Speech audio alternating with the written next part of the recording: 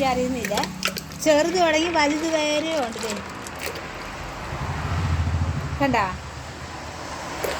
അപ്പോൾ വല നിറച്ചു ഈ സാധനം ആയതിൻ്റെ പേരിൽ എന്നാലും കളയാൻ തോന്നിയില്ല കേട്ടോ എനിക്ക്. ഇത് എന്താ അപ്പം ഞങ്ങളിത് സംസാരിച്ചുകൊണ്ട് നിൽക്കുമ്പോൾ തന്നെ അവിടെ 2-3 ചേട്ടന്മാരൊക്കെ വന്നിട്ട് അവർ പറഞ്ഞു ഇതിന് ഉള്ളിൽ ഇത് അങ്ങനെ ചെയ്യണം ഇങ്ങനെ ചെയ്യണം, ഇത് ഇതിൻ്റെ ഉള്ളിൽ ഒരു ഇറച്ചിയുണ്ട്, ഇത് നല്ല ടേസ്റ്റാണ്, അവർ കഴിച്ചിട്ടുണ്ട് കഴിക്കാറുണ്ട്. പുഴയിൽ നിന്നൊക്കെ ഇവർക്ക് കിട്ടുന്ന കായലിൻ്റെ സൈഡിൽ നിന്നും പുഴയുടെ സൈഡിലും ഒക്കെ ഇത് ഉണ്ടാവാറുണ്ട്. ഇപ്പം കനാലിലും ഉണ്ട്. അപ്പോൾ ഇത് നല്ല ഔഷധ ഗുണമുള്ളതെന്ന് പറഞ്ഞു. ഇപ്പോൾ ഒരു അമ്മച്ചി വന്നു കേട്ടോ. പുള്ളിക്കാരി പറഞ്ഞു, മക്കളെ നിങ്ങൾക്ക് വേണ്ടിക്ക് എനിക്ക് തന്നേക്കാവോ? അമ്മച്ചി ഇവിടെ നിന്ന് പോട്ടോ, മക്കളെ എനിക്ക് തന്നേക്കാവോ?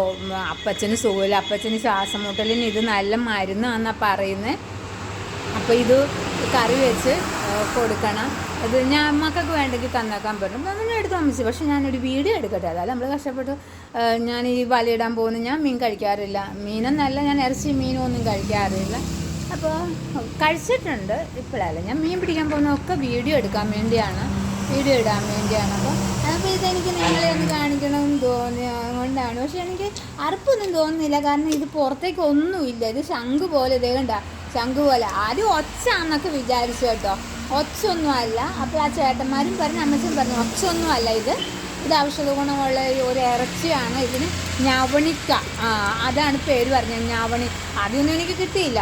അപ്പോൾ പറഞ്ഞു ഇതിൻ്റെ പേര് ഞവണിക്ക എന്നാണ്, നല്ല ഔഷധ ഗുണമുള്ള സാധനമാണ് എന്ന് പറഞ്ഞു. അപ്പോൾ എന്താണേലും അപ്പച്ചൻ്റെ ശ്വാസം മുട്ടൽ ഇങ്ങനെ മാറുമെങ്കിൽ മാറും.